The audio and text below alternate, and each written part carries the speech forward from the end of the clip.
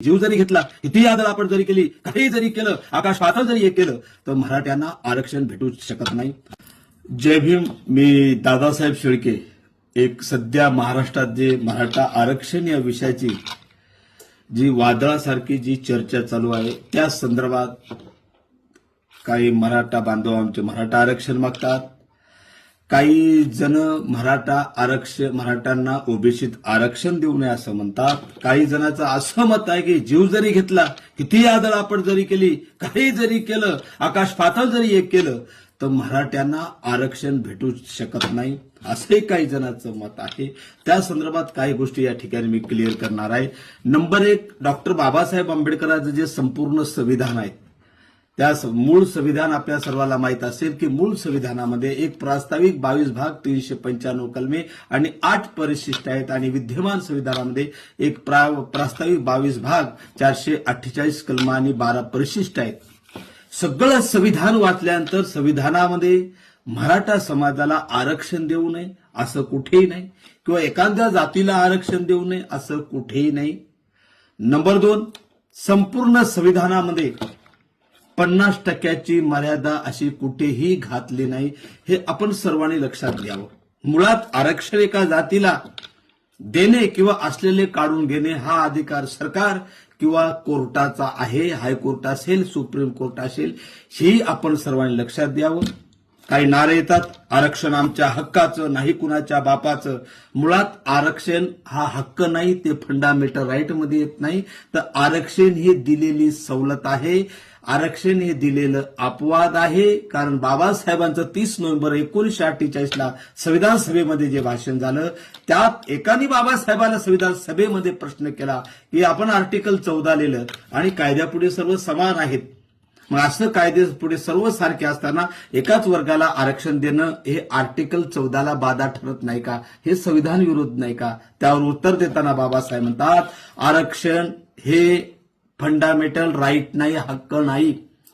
आरक्षण हे हजारो वर्षून ज्या वर्गाला जाती धर्माच्या नावाखाली वंचित ठेवलं, अशांना दिलेली ती सवलत आहे.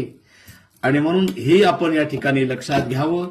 विषय असा आहे की आता आपल्या सर्वांना माहित असेल की मला वाटतं 16 नोव्हेंबर 1992ला इंदिरा साहनी विरुद्ध भारत सरकार सर्वोच्च न्यायालयाचे मुख्य न्यायाधीश M.H. कानिया आणि 11 जजच्या खंडपीठाने निर्णय दिला आणि त्या निर्णयात त्यांनी 50%ची मर्यादा घातलेली आहे, हे आपण सर्वांनी लक्षात घ्यावं. तर आरक्षणाच्या बाबतीत एखाद्या वर्गाला आरक्षण मागायचं असेल, मागणं हा प्रत्येकाचा अधिकार आहे. आमचा मराठा बांधव असेल की कोणीही असेल, या राज्यातला असेल, देशातला असेल, प्रत्येक माणसाला डॉक्टर बाबासाहेब आंबेडकरांच्या संविधानाने आरक्षण मागण्याचा अधिकार दिलेला आहे. त्यासाठी संविधानात एक निकष आलेला आहे की आरक्षण घेण्यासाठी एक निकष लावले, एक संविधानिक निकष आहे आणि एक सुप्रीम कोर्टाच्या जजमेंटनुसार एक निकष आहे. संविधान, भारतीय संविधान भाग 3 फंडामेंटल राईट आर्टिकल 15(4) नुसार जी जात स्वतःला सामाजिक दृष्ट्या मागास आणि शैक्षणिक दृष्ट्या मागास समजते, अशा वर्गाला आरक्षण देता येतं. अजून आपल्याला माहित असेल 4 मार्च 2021ला विकास किसनराव गवळी विरुद्ध महाराष्ट्र स्टेट या प्रकरणात M.A. खानविलकर, मुख्य न्यायाधीश M.A. खानविलकर आणि 3 जजच्या खंडपीठाने निर्णय दिला, ज्या कोण्याही जातीला आरक्षण जर मागायचं असेल त्यांनी 3 अटी पूर्ण केल्या पाहिजेत. नंबर 1, पहिल्यांदा मागास आयोगाची तात्काळ नेमणूक केली पाहिजे. त्या मागास आयोगाने भारतीय संविधानाच्या 15(4) नुसार ती जात मागास आहे हे सिद्ध करणं अत्यंत गरजेचं आहे. आणि तिसरी अट आहे, आरक्षण देताना 50%च्या वर जाता कामा नये. याला ट्रिपल टेस्ट म्हणतात. हे जे 3 निकष आहेत, जे जाती पूर्ण करेल, माझी मराठा जात असेल, इतर कोणतीही जात असेल, त्याचं आरक्षण कोणता मायचा लालही रोखू शकत नाही. त्यामुळे कोणाला आरक्षण मिळावं, कोणाला आरक्षण मिळू नये, एखादी जात, एखादी संघटना, एखादा पक्ष, एखादा नेता ठरू शकत नाही. हे लोक मताच्या लाचारीपायी कोणी का असेना हे हवेत गोळीबार करण्याचं काम करून मेलेल्या माणसाच्या टाळूवर लोणी खाण्याचं काम करतात.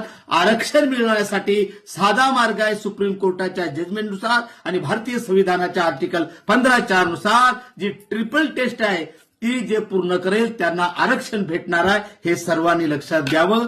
थांबतो. जय भीम, जय संविधान.